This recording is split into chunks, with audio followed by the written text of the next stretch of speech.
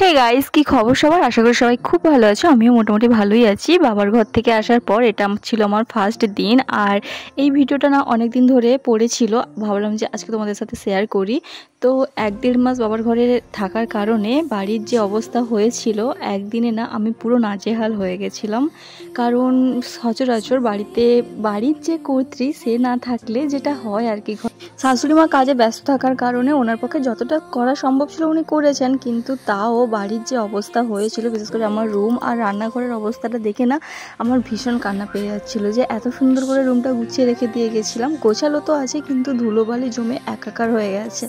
তাই একদম ফটাফট ঘুম থেকে উঠে পড়ে কাজে লেগে পড়েছি। আর এমনিতেই একটু মুড অফ ছিল, কারণ 1 মাস এখানে ছিলাম না, তাই সবার সাথে একটু কথা বলতে আনকমফোর্টেবল লাগছিল।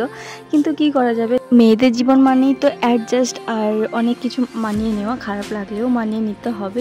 এটা বাবার বাড়ি নয় যে মেয়ে এসছে, মায়ের অনেক আনন্দ, যে কথা বলা, মানে অনেক কিছু গল্প করা। এখানে কিন্তু তোমার সাথে সেরকম কেউ করবে না।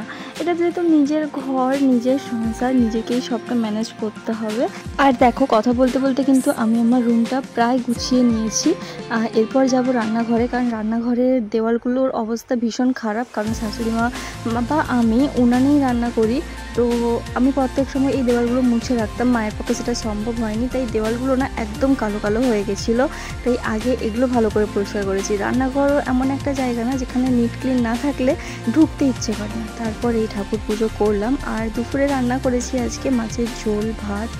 জানো তো, আমি এখানে এসে নিজের রুম সাজানোর জন্য অনেক কিছু করেছি, অনেক ডেকোরেশন করেছি, নিজে থেকে বানিয়েছি, অনেক স্টিকার আরও লাগিয়েছি। সেগুলোও তোমাদের সাথে আস্তে আস্তে করে আমি শেয়ার করব। কারণ যে জায়গাটায় আমি থাকি, সেটা মানে যে রুমটাতে থাকি, ওটা না প্রচণ্ড গরম, এমনিতেই রুমে ঢুকতে ইচ্ছে করে না। তাই রুমের লুকটা একটু বদলাতে চাইছি, কারণ যাতে একটু হলেও ওই রুমে থাকতে ইচ্ছে করে। জানো তো, এই কথাটা সত্যি, যখন প্রচণ্ড ঝামেলা হয় তখন একটু দূরত্ব মেনটেন্স করতে হয়। দূরত্ব বাড়লে না দেখবে ভালোবাসাও বেড়ে যায়। এতদিন 1 মাস হয়ে গেল কাছাকাছি ছিলাম না, তাই এখন মনে হয় যেন নতুনত্ব আবার প্রেম করতে শুরু করেছি। আমরা বাড়ির বউরা যারা আছি তাদের কিন্তু এইটা সবথেকে ভালো লাগার বিষয়, যে যখন হাজব্যান্ড কাজে যায় সে বলে যাক, টাটা করে যাক বা একটু সোহাগ করে যাক। তারপর তো সে চলে গেল, আর আমি এই জামা কাপড়গুলো পাচ্ছিলাম। জানি না কেন বাবার ঘর থেকে আসার পর থেকে আমার এত ঘুম বেড়ে গেছে না, আমার ঘুমানোর টাইমের কোনো ঠিক নেই। সকালবেলা ঘুম থেকে উঠে কাজকর্ম শেষ করে আবার ঘুমিয়ে পড়ছি, ফের উঠে রান্না করছি, ফের আবার বিকেলবেলা ঘুমাচ্ছি, ফের আবার সন্ধ্যেবেলা ঘুমিয়ে পড়ছি, ফের আবার রাত্রিবেলাও ঘুমিয়ে পড়ছি। মানে এত ঘুম কোত্থেকে এসেছে আমি বলতে পারবো না। এখনও ভীষণ পরিমাণ ঘুম পাচ্ছিল, তাই ফটাফট কাপড় চোপড়গুলো মেলে দিচ্ছি। আর বাইরে একটু একটু বৃষ্টি ওয়েদার, কিন্তু বৃষ্টিও হচ্ছে না, এত গরম লাগছে। আর জানো তো, এটা আবার এক্সট্রা একটা ডিউটি হয়েছে যে 3 বেলা নিয়ম করে ওষুধ খাও।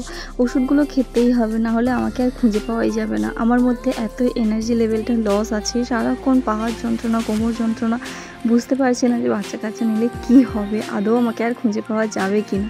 তো আমি প্রায় মাসখানেক পর আমার লাইফস্টাইল তোমাদের সাথে শেয়ার করলাম, ছোট্ট একটা ব্লগ শেয়ার করলাম। কেমন লাগলো অবশ্যই জানিও। টাটা।